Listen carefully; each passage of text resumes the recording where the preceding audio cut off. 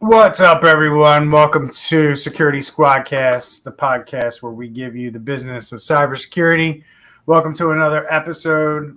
Today is August 16th, 2022, and we're about to bring you the goods, talk about cyber attacks, ransomware, the fallouts from such, and really, towards the end here, we're going to kind of give you some information on some new ransomware and how to stop it.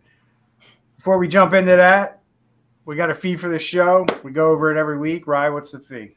The fee this week is going to be $250,000 payable in Bitcoin. If you need instructions on how to manage that, just let us know, and we'll be happy. All right. I mean, that could be the fee if you don't watch this show. So our fee is free. We just ask that you share this podcast with business owners, business decision people, people that need to understand. Cybersecurity, in my opinion, is an issue of people not knowing what they don't know. And we're trying to spread the word to help people so that way they can protect themselves from an attack as opposed to having to help them recover from one, because it's a lot more painful. So share this out and help out a friend. Share with everyone, right? So, guys, we're just going to go right into it today as we cruise the internet, as they like to call it, in the blogosphere. And we're cruising the internet on quite a few articles today. Is that what the cool kids say? That's what the cool kids say. Cruise CTI, cruise the internet. Yep. And that's what you do, I guess, when you surf the web. It's not called surfing anymore. It's called cruising. I don't know why. I don't know that we're here to give advice on what's cool. I mean, we're cybersecurity experts. So. These are dad jokes, right? Right. Yeah. I think we got to stay in our wheelhouse here. This is definitely the dad joke channel. So we got Cisco. They were hacked. We'll just leave it at that. We're also going to talk about some fallout from HanesBrands, the famous undergarment maker, was hit with ransomware, which I'm pretty sure we talked about on this show a while back. We're going to kind of recap what lessons learned that company has had and what they've had to go through in their process of recovering. Very good information there. You're going to want to stay tuned. And then we're going to jump into some, I guess, trends, you can call it, in ransomware. You know, what these ransomware gangs are doing. I guess my take on that, not to give everything away that we're going to talk about, but things are evolving and getting a lot harder for businesses. And they're getting to the point where they're almost relentless with the repeat attacks on the same businesses. We'll get into why that is and start to talk about what you guys can start doing to protect yourself. And then we're going to briefly jump into a new ransomware group called Zeppelin. I always say when FBI and CISA put out these alerts, they don't put it out, to scare people or to stoke fear. And they're not putting it out, because they saw one ransomware attack from this group. This is usually because the investigations that they get involved in, they're seeing these groups or seeing this particular strain of ransomware occur multiple times over and over. And they want to make sure that people get ahead of this. So they put out a really good alert, and there's some really good mitigation techniques to help with this ransomware group, but also, a lot of ransomware groups. A lot of these things apply. So we're going to jump into that today as well. So first thing we're going to talk about here, guys, is this reported hack that I think came out over the weekend. I saw a couple of YouTubers cover this. I was sitting there on my couch and I saw the article and I kind of saw the 28 gigabytes of data, and I just decided for myself I wasn't going to do a YouTube video on it. Andre, what happened over at Cisco, and should I have taken it as lightly as I did? Well, it's going to be some good lessons learned. So essentially, Cisco has confirmed that the ransomware group Yanluowang has breached the corporate network, and they essentially tried to extort Cisco and saying, if you don't give us some money, we're going to leak all of these stolen files. So they are claiming to have stolen about 2.8 gigs of data and approximately 3,100 files. And from what has been leaked so far, non-disclosure agreements, data dumps and engineer drawings. However, they're claiming that they also have some source code, which that would be very, very concerning if they did get some source code. So for me, the interesting part of what happened here is how did this hacker get in? And according to the reports, they got in through the employee's personal Google account using the credentials from the sync browser. So something we even did a podcast one time about password manager. So it looks like the Cisco employee had their data on the browser, their Chrome browser, and they saved their credentials, and the hacker was able to get into that account. And now that they got access to that account, this employee had their corporate username, passwords inside their credentials. And now the hacker then did what is called MFA fatigue, which is when the threat actor sends basically a constant stream of multi-factor authentication requests. And the hopes is that the person who's getting this gets tired of it and finally just hits the accept button. So that way, you know, they can be back on their phone and doing whatever they're doing. So that's kind of the grand scheme of things. So of course, because it's the name Cisco and hack, you know, people are going to be like, what is this? Is this, you know, clickbait? But it's definitely, you know, something to be learned from, and to let your employees know that if you're not expecting, if you're not on the website and it's doing 2FA, don't just hit yes on your phone, because this could be a attack that's happening on you. Well, a couple questions for you. Was this their corporate network, or was this a cloud sharing service? A cloud sharing service called Box, which is like a Dropbox, you know, a OneDrive type of competitor.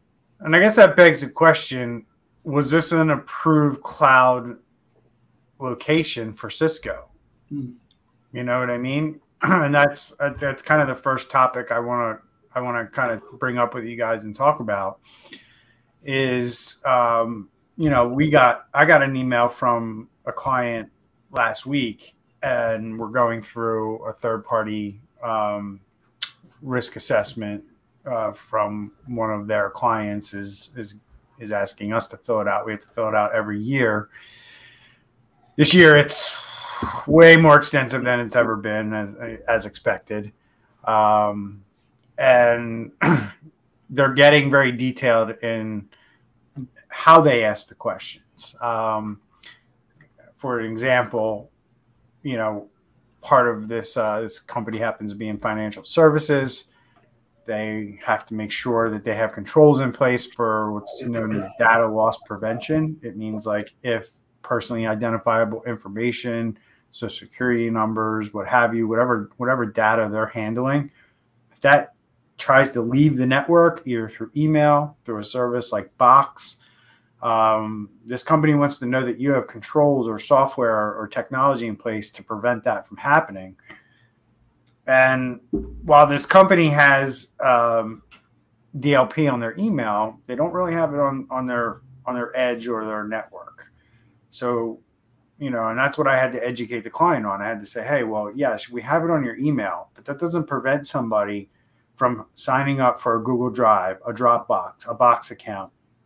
You name the flavor of online storage and file sharing services, that somebody can just sign up for a free account and then start using it. If they have, you know, like with Dropbox, I don't know if Box is the same. With Dropbox, you don't need admin rights to install it and to get it on your computer. As long as you're staying within that user profile and you're not trying to, you know, sync things that are somewhere else on the computer, you don't need admin rights to install that. And so what does that mean for a business? That means that you have to have things in place that prevent the communication of your computers, your endpoints, with that cloud service. There's a number of ways you can skin that cat, but this is a reality for businesses that they need to grapple with is, you know, do we have policies in place that say people can't do this stuff? And then what are we doing from a technical standpoint to make sure that these things don't happen? Saying that you're taking away admin rights, things like that don't work in these situations. There has to be some kind of maybe monitoring at first before you decide to block it to see if that activity is actually happening. And then if it is, you might need to take the steps to block it, because these are ways that your proprietary information gets in the places that hackers can get to when you think your network is secure, and it is, the Cisco network did not get breached here. And that's kind of why I used air quotes when I said they got hacked. This is literally one employee who used a probably, I'm going to take a guess and say it's an unapproved file storage service. I seriously doubt that if this was approved, it would be this simple for them to get into it with a username and password and whatever MFA, was in place. Maybe it's approved. I don't know, but I'm just going to take a stab and say that it wasn't. Just because of the sheer amount of, 28 gigs is not a lot of data. The other thing you need to, oh, sorry, go ahead. I was just going to add, it wasn't just that cloud service though. So I think that this guy had, or this person had a bunch more passwords that were in that Google, because they were also ended up gaining access through a VPN connection, using the same type of approach with MFA. And through that, they were able to get into the servers and domain controllers and move laterally from there. Get the heck out of here. And I want to stress a point of what Bryan was saying. Some of these cloud-based services, like OneDrive Personal, like Dropbox, I know does this. They integrate with your File Explorer. Apple, their iCloud integrates with the File Explorer. And bottom line is corporate files, which you may think are just on your desktop or in your documents on your computer, could be shared into one of these cloud accounts. So I'm not sure about Box. Haven't used Box in literally like 10 years. But if Box does something like that, these could actually be corporate files.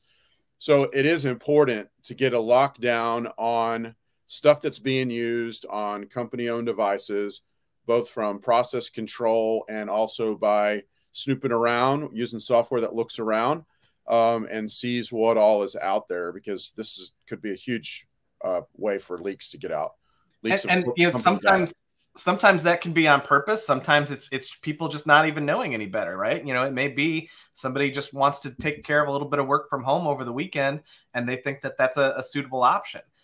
It's also interesting to me how many people ask about ways to track their remote employees to make sure that they're working, but then don't think about things like this. Like, where is our company data going, and where are our employees moving it to, whether on purpose or accidentally? Also, file deletions is another one.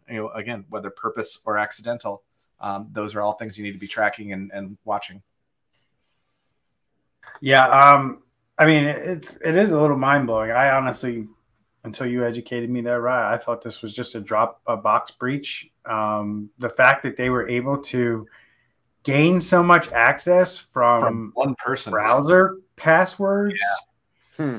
And that's another thing. Seriously, like you would think, like my company, you're not allowed to save browser passwords. And we have tools that scan for this and will tell us if we're finding stored passwords in your Chrome browser or whatever browser you're using. And guys, and just to explain this to you, if you don't understand what this means, when you log into a website and Chrome says, do you want to save this password? You click never, right? Not yes. You click never, and then you're safe. But if you click yes, that is now stored, and it is absolutely ridiculously easy for anybody to get this password. They don't even have to be a hacker. Hackers just use tools to automate the process. You just got to go in their settings and click the little eyeball, and you can see the password. It's the dumbest thing ever. I can't even believe it's a thing that still exists in 2022, almost 2023, with all the security that's out there. You should need maybe a two-factor token to click that eyeball and unlock and see that, but it's just too easy right now. The other thing that's interesting to me about this is so this particular employee, they got hacked with their personal account, and then they used those credentials to get into the Box account and the VPN. And at least two of those instances, they were able to get past MFA by using this method. So where was the security awareness training on this? Like, how is this person not going to connect the dots that, wait a minute, I'm getting bombarded with MFA on my personal account. Oh, I'm sick of this. I'm just going to hit accept, and then have the same thing happen with a VPN account and not connect the dots. Something weird's going on. Yeah, you got to think reasonably that, even if the person was legitimately trying to log into their account at the time that these two factors came through, you just got to figure that either they were, one of two things probably happened. They were ignoring the request when they weren't trying to log in. And when they happened to be trying to log in, they hit yes, and that's how this person got access or got around the 2FA. But, you know, you got to have some kind of policy in place that says if these things show up on your phone unexpectedly, even one, you got to report it. Mm-hmm. And that seems to be lacking here, or at least this person didn't know. I mean, if these policies are in place, this person just lost their job. I mean, that's really the bottom line here. But, you know, it does speak to the culture of security at this company when somebody was able, I mean, just Cisco. They're a cybersecurity company, guys. We're not talking about Dell, right? And even Dell is involved in cybersecurity, but they're not. Cisco makes a two-factor authentication product that's used from the enterprise all the way down to small business. And if these people can't get it right, it makes me wonder who can. Mm-hmm. I got a smarty pants question to ask and an answer. It's going to sound smart alecky, but why do they use MFA fatigue? And the reality is because it works. We had signed up a company. We were migrating them to 365, turning on MFA. We sent an MFA request like 3 times to one of the employees, and like the 3rd time they just clicked it and approved it. Mm-hmm. And you know, so that's just one time that maybe like out of 3 times we've ever done that. And they just clicked on it and approved it. So, you know, they do it because it works. And this also really underscores whether you're Cisco, you know, you think you're the baddest, you know, best security, cybersecurity company out there, or, you know, whether you're a plumber, or anywhere in between as far as security goes. I mean, it really underscores the fact that employees are your weakest link. Mm-hmm. And employees need training, and they need things need to be in place in case employees make mistakes, to help mitigate that, because they most likely will. You know, some people are really, really hard at work. I was setting something up the other day remotely. An employee hopped on and just saw and just started closing everything. Mm-hmm. I mean, they were just clicking OK, closing. They didn't even care. They just had work to do. And so many people are like that. They're focused on their work. They're not focused on anything else. So we got to remember that, and we got to mitigate for that and make sure we got things in place to help. And keep in mind that most of the time the end user doesn't really understand what's going on. So that's why I think the push to accept type MFA notification is probably an irresponsible option, because somebody's going to go, oh, well, it must be just something on my phone that's looking for it, so I'm going to hit accept. You know, if we don't give them that option, we just give them a code or tell them to go to their authentication app, then they don't have something to enter that code into. So that kind of mitigates that a little bit. But most of the time, they don't necessarily know that they're doing something wrong. They assume that something normal is happening, and they just don't understand it. So they go, okay. They're all cool. Security. Yep. Yes, I want security. Click. It must be my IT company doing this. Wow, that's a great point. Yeah, so I guess the important takeaway here is from what can another business learn from Cisco is make sure your people know what to do when they get an errant 2-factor sent to their phone. And it shouldn't be just ignore it, right? Or, you know, hopefully they deny it first off. And if they do deny it, then they need to speak up so somebody can look into it. However long you need them to take to require them to disclose that this happened, I would recommend almost immediately so somebody can see if there's an active attack underway. Your experience, the tip that you give security people will only help them try to figure out what's going on or thwart off an attack before it becomes a major problem. And that's reality. Like, you just have to you have to encourage people to come forward with this stuff when it does happen to them, make sure that they know that if you get an errant two-factor sent to your phone, you need to report that immediately to security and let them investigate what's going on. Because more than likely, if you're getting, especially if you use like an app like Duo, if you're getting a push to your phone that somebody's trying to log into one of your accounts, it's more than likely somebody trying to brute force their way in. And they probably already have your password if you're getting, so at a minimum, you want to change your password. And I think one of you guys rightfully pointed out that this person at Cisco must not have been using a password manager, because it seemed like they got into a lot of different things with the same credentials that they got from the Chrome browser. So a lot of these things we talk about all the time on this channel, on this show, about,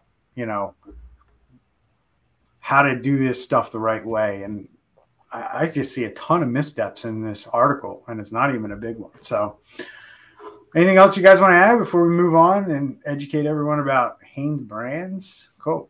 So let's talk underwear.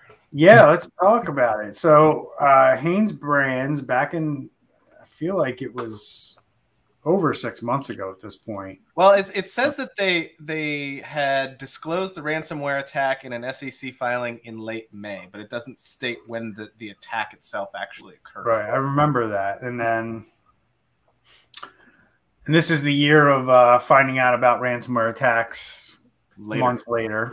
Yeah. We've kind of stopped the breaking news type stuff. Mm-hmm.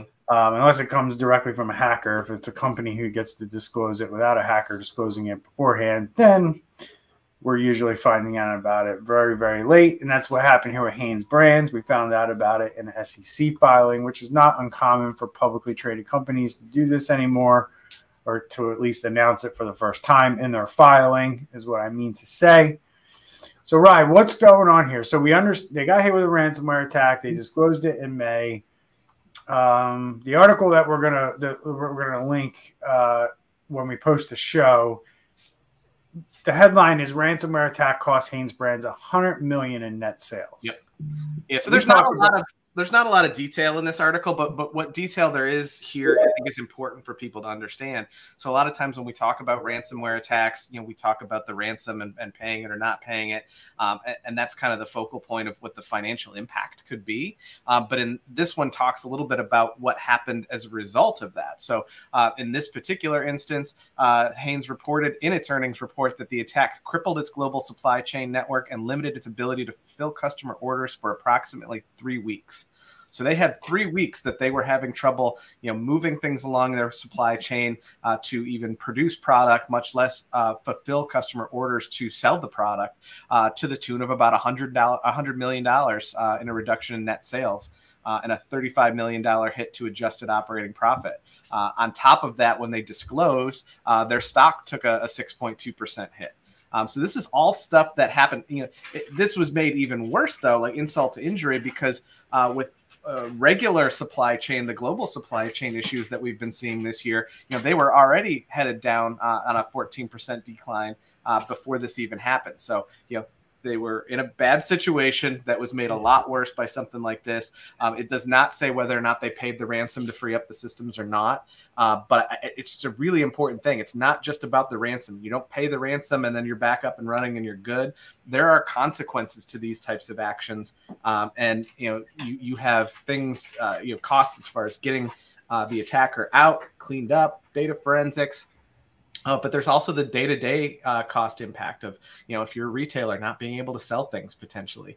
If you are, an office type environment, professional services, having people that you're having to pay that can't fully do their job because of systems being down. And that's really something that's important. In a lot of cases, that can be a lot more expensive than, things like the ransomware and the remediation. So I think it's really important to point that out and people understand that. Yeah, it's so important for owners to understand that your business will stop. It's going to be an active crime scene. Your IT, your forensic, insurance company, everybody is coming in to try to remediate it and also to see how it happened. And many times we hear from business owners, "Oh, I'll just go back to paper and pen, or we'll figure it out." No, you're not. You'll definitely be figuring it out because you're going to be dead in the water. And even going back to paper and pen is still, that's impacting your efficiency and productivity. And eventually, once you get back up and running, everything that you took down with paper and pencil, you're going to have to put back into those digital systems once you recover. And we all know the story. We mention it pretty regularly. I know I do, out talking to people about the Amish person. Someone in our peer group had an Amish person who tried to do roofing with pen and paper and ended up getting permission from their elders to use a computer because pen and paper wasn't cutting it in today's world. So, you really can't go back to pen and paper, at least not now. I mean, I guess you could sure try. And not be able to compete anyway, right?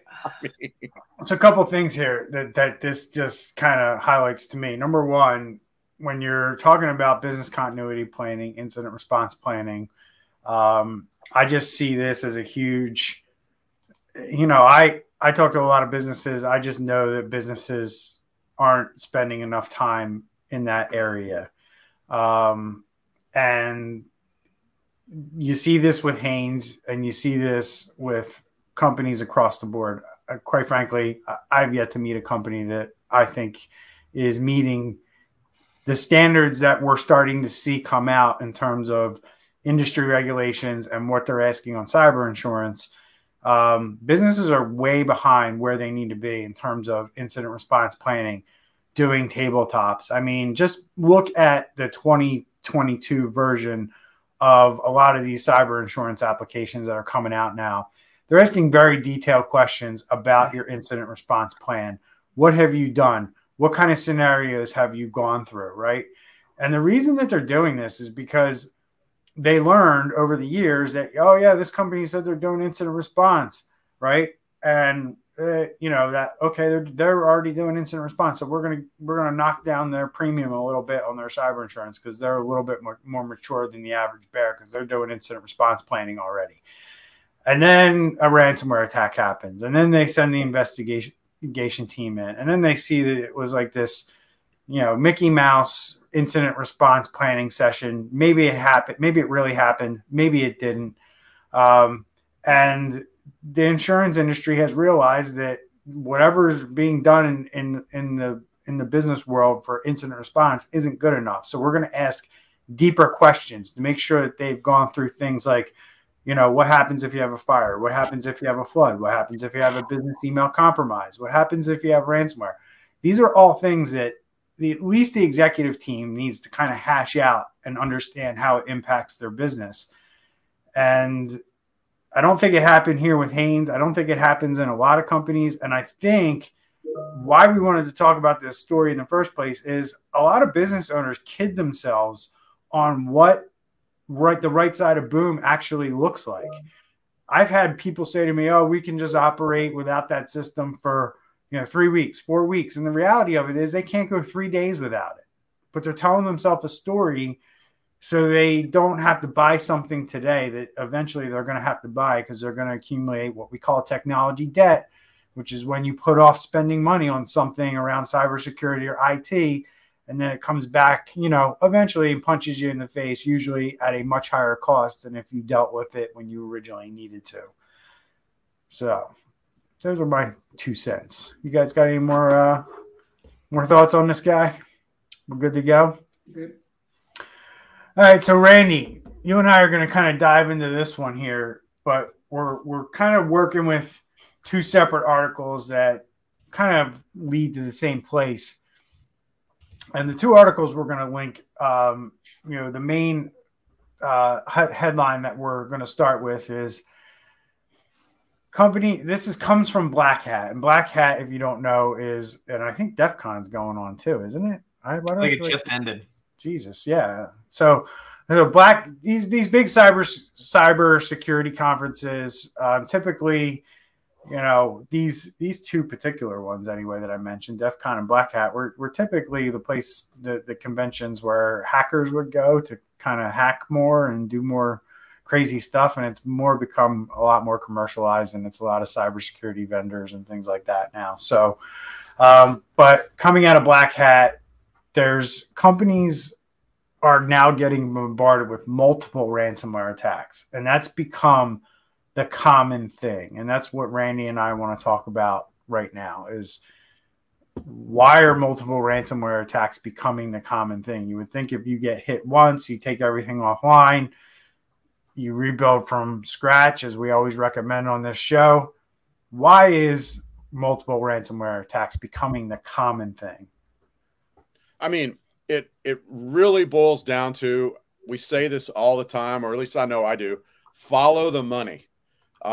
It's because there's money there. You know, when oil was first discovered in East Texas, people came from all over the country, you know, to drill oil. When gold was discovered in California, people came from all over the country to get that gold. And when there's a vulnerability in the network, it's like there's a spigot that's been turned on, and there's money.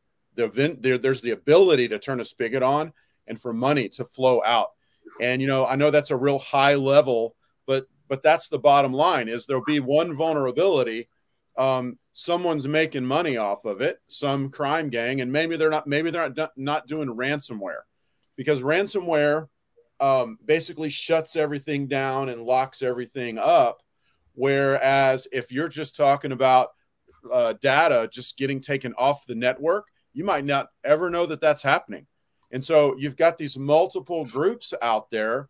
One group finds a vulnerability. This is the first article. And, you know, another group happens to find it. They don't really go into, are they like, you know, are they chatting and saying, hey, you know, XYZ company has a RDP port open or whatever. Maybe they're doing that. But bottom line is that vulnerability is there, and they're getting multiple companies are jumping in and taking advantage of that multiple of those vulnerabilities to get the money, basically to get the money, turn that spigot on. Get the so they're getting attacked. These guys are putting other ways to get back in later on down the road, hoping you don't actually do proper incident response and you leave these systems in place. Maybe you recover the data. Right? Just think about this. What if you get hit with ransomware, right? What if it takes 2 to 3 weeks for an IT professional to get your data restored? Maybe you had to pay the ransom as well. Maybe not. Who knows? And then 3 weeks goes by. This happened to Jack Daniels. This is a famous story. 3 weeks go by. You didn't do things properly, and boom, you get hit again, right? It's almost like these guys need to evolve their criminal practice even more and start offering like rewards programs for companies that I think some of them do.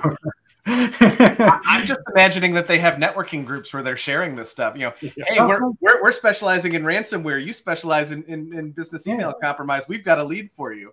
Right. B&I for criminals. 100%. I mean, it was all over social media, 2 weeks ago, when that one guy was like, hey, I got access to an MSP on the dark web. And he's like, you know, that's exactly what's going on the dark web. They're all.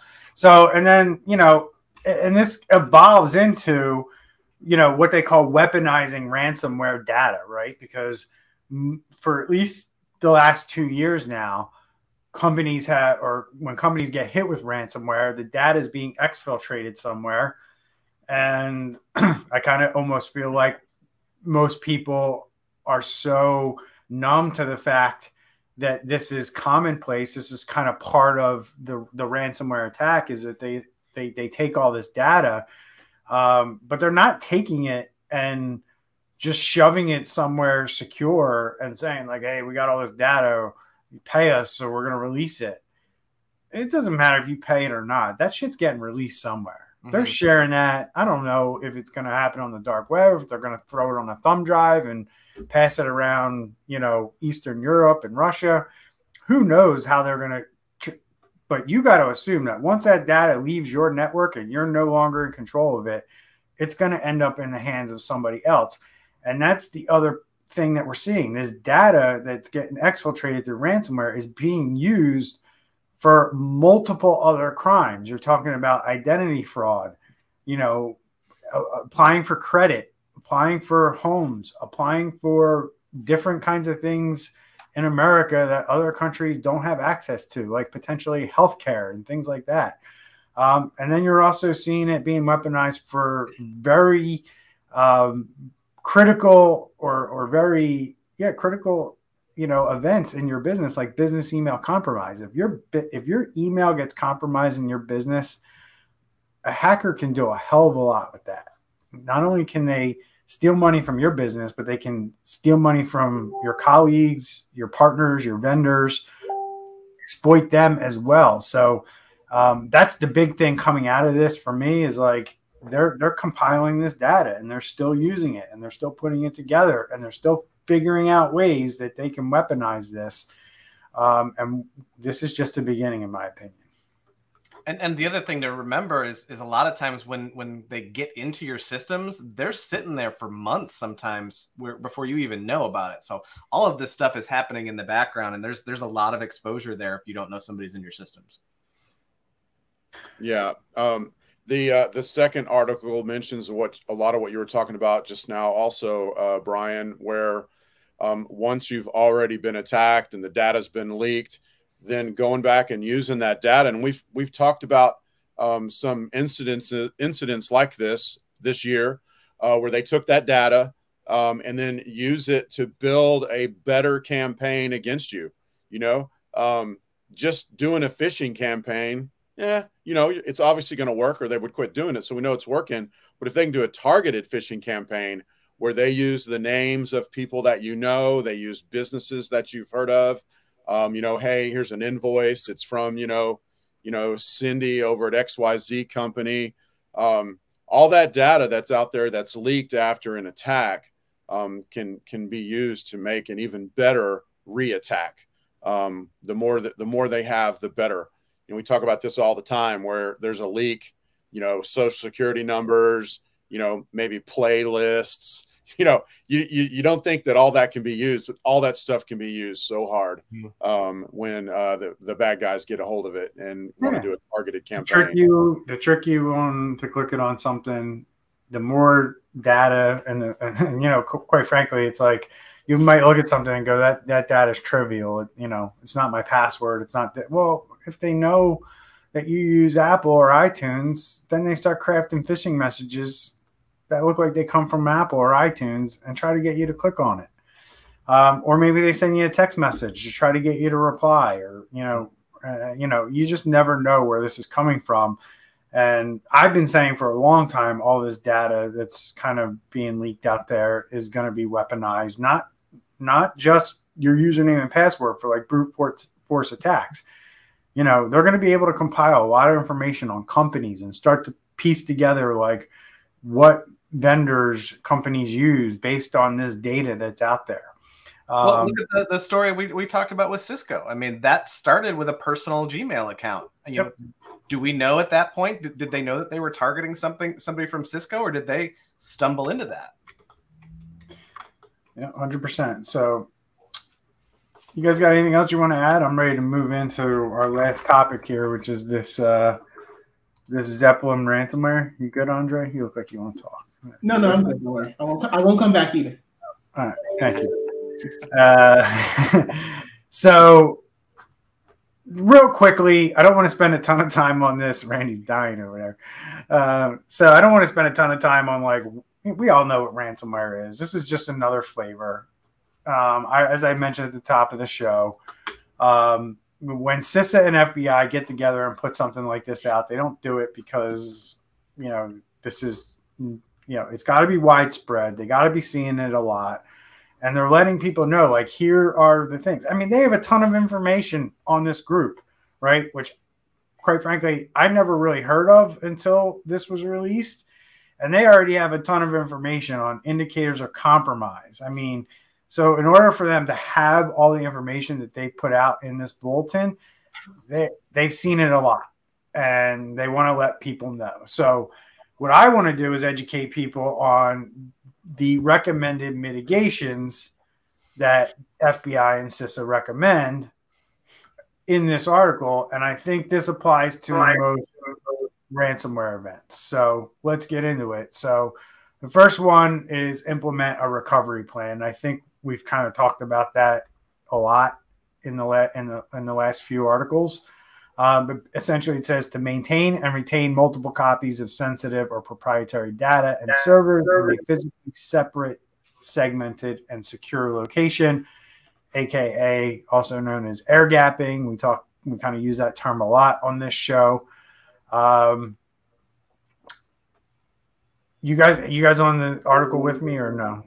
All right, so Randy, why don't you read the next one and talk about that? Where are you in the article? Mitigations all the way down to the bottom. I just read off implement a recovery plan. Yeah, I was actually just reading about keep all operating systems, software, and firmware up to date. That's a good one. Called patching.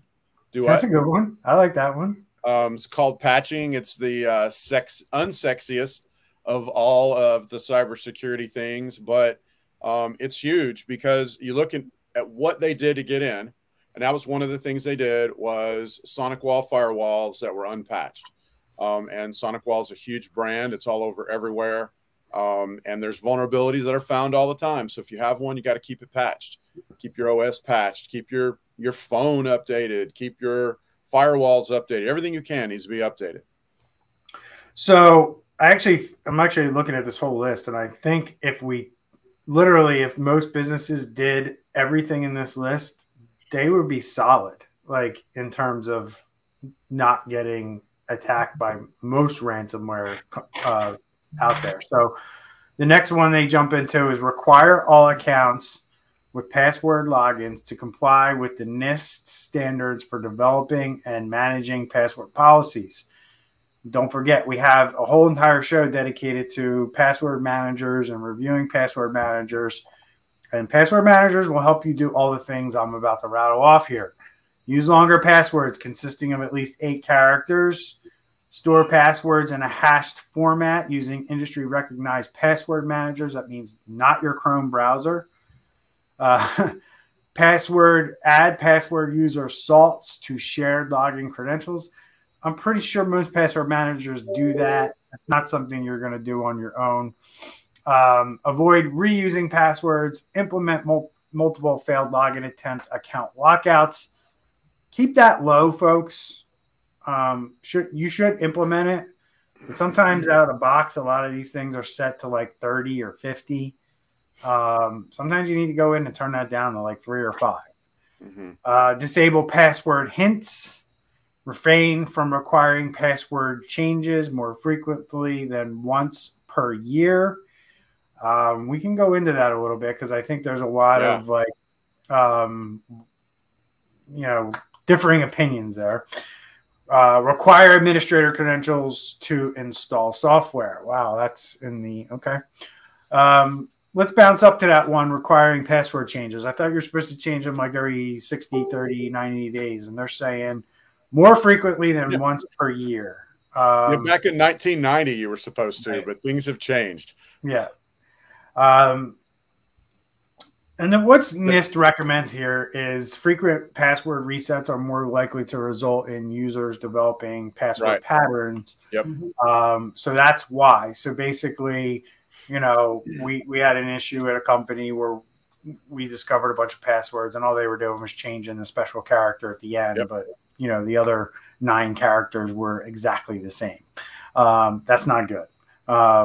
It doesn't take a hacker much to guess the top 12 seconds. Well, 12 keys at the top of the keyboard. Yep. So, the next advice that they give is require multi-factor authentication, which we talk about all the time. You need to have that specifically for webmail, VPNs, and any accounts that access critical systems. Randy already mentioned keep all operating systems, software, firmware up to date. You want to segment networks as much as possible. Does Sally in marketing really need to be on the same network as the production environment? Maybe you have a warehouse or maybe you have a manufacturing facility that machines run off of. Does your graphic designer really need to be on the same network? Because if they get breached, and it could shut down your operations.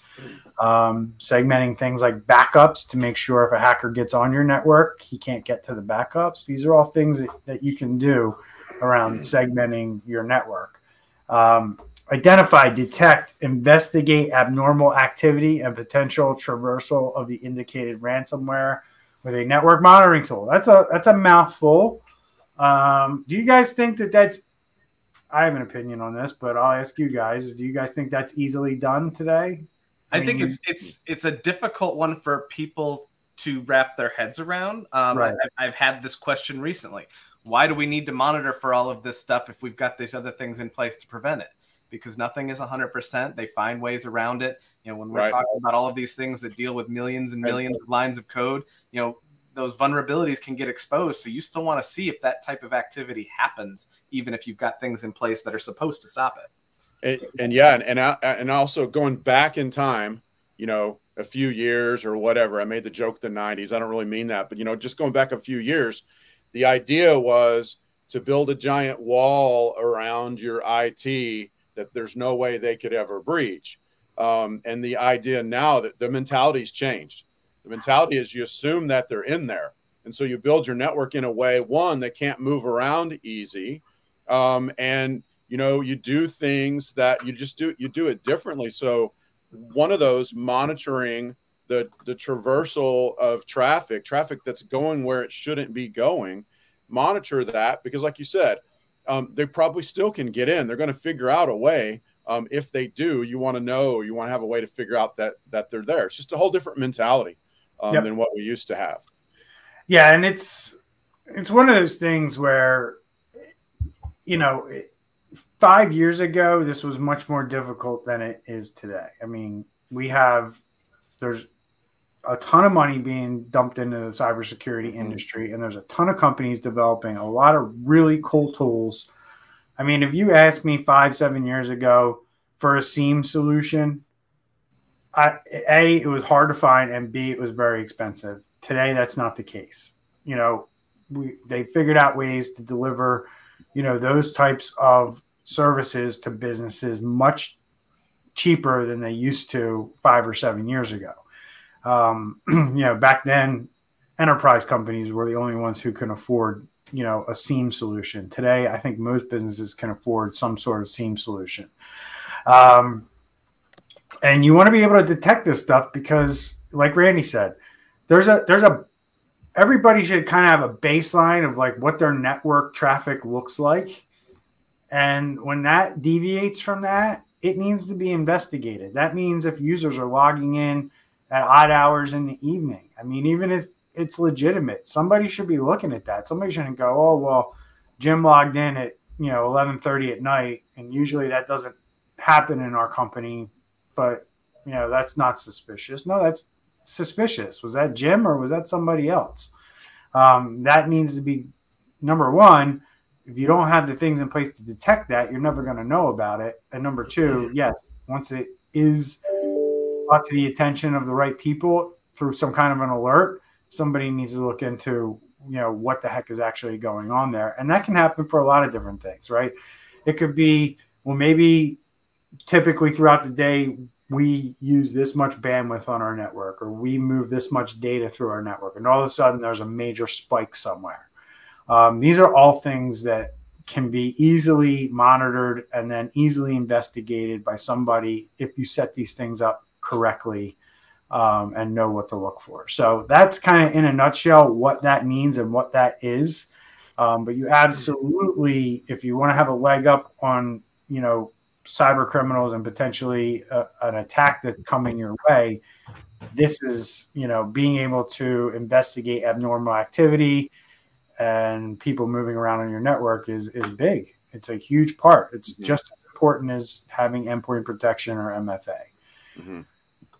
I'm going to kind of breeze through this one real quick. It's kind of basic. Install, regularly update, and enable real-time detection for antivirus software. I think the most basic user concerned about security has that in place, or at least we hope they would. This is a good one. Review domain controllers, servers, workstation, Active Directory for any new or unrecognized accounts. And I'm going to, well, I guess it says that in the next one under audit user accounts, so we can kind of mesh those two together. But that's talking about more administrative privilege, you know, audit and make sure that your administrators, or there's not too many people with administrators access and things like that, use the principle of least privilege. But going back to the previous kind of recommendation that they give, make sure that you're disabling accounts for users that left your company. You have somebody deleting users and computers out of Active Directory, because these are things when they're left behind that hackers like to use so they can keep themselves kind of under the wire. So this one also goes back a little bit to that identify and detect is, having alerting in place if an admin level user gets added to the system. So you're aware of it and you can, go, yep, we did that. We know why. And that's right. Cool. So, yep, exactly. Yep. Because if somebody adds themselves to the, domain administrators group and nobody knows who or why did it, you probably have a hacker in your network. Or you have an employee who has some kind of access, and you might want to look into that. So disable unused ports just quickly. That could be on the endpoint or the firewall. All computers have these kind of like little windows and doors that you need to open up in order for traffic to be able to go to their intended destination. And you want to be able to make sure that you have a record of every port that you need to have open in your network. A business reason, kind of like a documented reason as to why that is open. And then you want to be able to make sure you have a process for closing ports that are not needed anymore. And this is I don't know how big this is anymore. This used to be a big thing where we would see companies with massive amounts of ports open on firewalls and things like that, and discover on the other end, it's not going anywhere. It's not going to not anything because whatever system was on the other end of that was retired or phased out, but nobody went back to the firewall to actually close up the port that was opened up. So go ahead. Yeah. I mean, I would say of new companies that we've taken on, I don't know that we've ever found a sonic wall firewall that was configured for anything basically other than that. What that basically means is traffic from the outside is blocked coming in just by the fact that it's a different internal network. And I would just encourage anybody doing firewalls, your last two rules on there ought to be block everything coming in, block everything going out. And then only open up the ports that you need. We saw in the last 6 months a highly infected machine. It was doing all kinds of crazy stuff when it was on a regular network, and put it behind a firewall, and it just stops. I mean, I'm not saying it blocks everything, but that's one of the things you need to have in place to make it more difficult to get around, to get in and out of your network and to be controlled from the outside. So, and then we have just trying to wrap up here. We're getting close to an hour. I think this one's kind of important though. Consider adding an email banner to emails. That basically means you're tagging, you're prepending the subject of the email, or you're putting a banner at the top saying this originated from the outside of the company. It's very easily for, email systems to do this and tag the email and say, well, this came from the outside. It wasn't generated by, our internal ecosystem.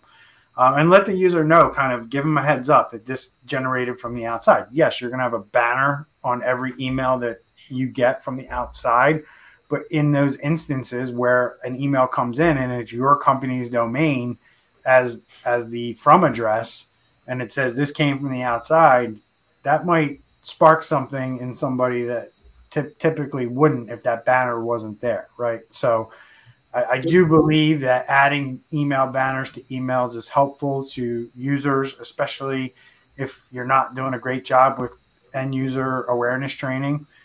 And then by default, I mean, guys, in Outlook, in your Outlook web access, whatever you use to access your email, disabling hyperlinks is a really good idea, and having the setting turned on to not download pictures automatically is another setting that I'd recommend.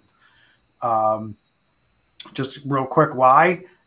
If you have that turned on by default and every image gets downloaded on every email that you open up in the preview pane, let's say in Outlook, you're potentially letting somebody know that you exist. You're a valid email, and then that's only going to increase your spam, increase the amount of phishing attempts, and really you could be potentially tipping off a hacker that they now have a target that they can successfully hit. So, and disabling hyperlinks just kind of gives you that extra protection where you actually have to go and copy and paste the link, and that'll make you look at, you know, kind of what you're doing versus just having that hyperlink there, you know, active. And, you know, and the way that they're kind of designing Microsoft products these days, they're getting rid of the days where when you paste in a URL, you see HTTPS. They're putting like friendly links in almost automatically now. So you're not gonna see, you know, the full address unless you hover over it. And these are the things that you can do to kind of, I guess, combat the convenience that's being put in front of us, which could potentially lead to, you know, a ransomware attack or some kind of cyber attack. Believe me, I know the more we make things convenient, the better it is for cyber criminals, in my opinion. And these are things you can do just to make sure that you're not going to click on a link, or you're not going to open up an email or an attachment that could lead to this. So anything else you guys want to add to that before we wrap up with the last four here? Good. I think this is good information. It's you know, follow the fundamentals. And then implement time-based go. Oh, yeah. So I have a concern about banner fatigue. That if there's too many banners, that people just ignore all of them. So I'm really kind of up in the air about that. Well, you know, I just think letting people know that this was, you know, sans any kind of technology that can discern, okay, this is a from address that's our domain, so we're just going to put the banner on the ones that have, you know, our domain at the top. You should know if somebody from Tech Rescue sent you an email and you don't, you know, and you're at work at Exact IT, you should be able to look at that and see that that came from the outside and know it. But I don't know. I just worry about that busy ass worker, you know what I mean? Right. Whose mind is on the proposal that needs to get done, you know, and you know, just clicks on something without even thinking twice. At least that banner being there, you know, can at least maybe bring some awareness. I agree with you though. I think, you know, over time banners might not work.